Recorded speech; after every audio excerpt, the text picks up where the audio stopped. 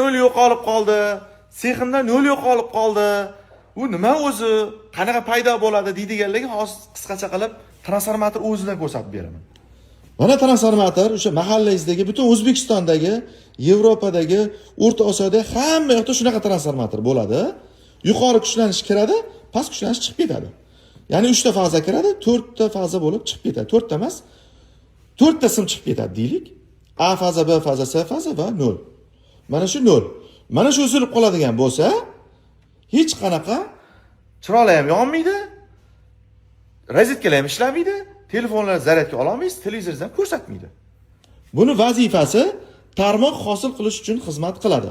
Bu qanaqa qilib paydo bo'lib qoldi? Mana shuni hozir ko'ramiz.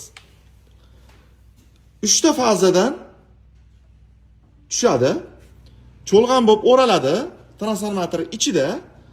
Ikkinchi uchi birlashtirilib, to'rtinchi neytral hosil qilinadi. Bu tarmoq hosil qilish uchun kerak bo'ladi. Eng katta vazifasi shu. Bunda doimiy tok oqib turadi. 0 deyishini sababida kuchlanish bo'lmaydi. Tok, ya'ni amper oqadi. Bularda har bittasida 220 voltdan kuchlanish bo'ladi.